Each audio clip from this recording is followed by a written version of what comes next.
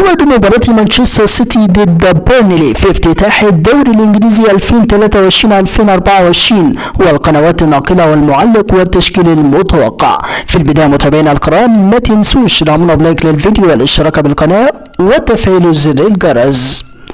يبدأ فريق مانشستر سيتي حملة الدفاع عن لقب الدوري الانجليزي الممتاز بمواجهة بيرنلي على ملعب تيرفيمور في اولى جولات البريمير ليج 2024.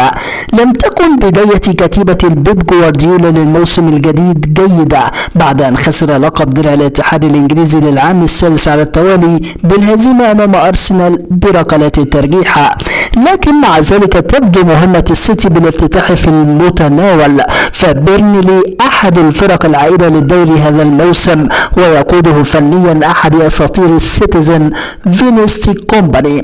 كانت اخر مواجهة قد جمعت بين الفريقين في كأس الاتحاد الانجليزي الموسم الماضي، وحينها دك السيتي شباك منافسه ب6 اهداف في ليلة من ليالي تألق ايرلينج هالاند. اما عن موعد المباراة، موعد مباراة مانشستر سيتي وبيرنلي هو يوم الجمعة الموافق 11 أغسطس 2023، وسيقام اللقاء على ملعب تيرفيمورا، وستنطلق صافرة بداية المباراة في تمام الساعة 8 مساء بتوقيت الجزائر والمغرب وتونس، 9 مساء بتوقيت فلسطين والأردن وسوريا والسودان ولبنان وليبيا، 10 مساء بتوقيت مصر والسعودية والعراق والكويت وقطر والبحرين واليمن، 11 مساء بتوقيت الإمارات وسلطنة عمان.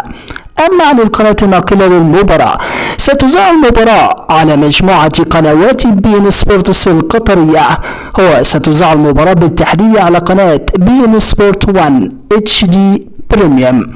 أما عن معلق المباراة، سيتولى مهمة التعليق على أحداث المباراة المعلق التونسي المخضرم عصام الشوالي. أما عن تشكيل مانشستر سيتي المتوقع أمام بيرنلي، من المتوقع أن يبدأ المدرب بيب جوارديولا المباراة بالتشكيل التالي: في حراسة المرمى إدريسون، في خط الدفاع مانويل أكانجي، روبن دياز، جون ستونز، كايل ووكر، في خط الوسط كيفن دي بروين، رودري، برناردو سيلفا، في خط الهجوم جاك جريليش، جوليان الفريز، ايرلينج هالاند.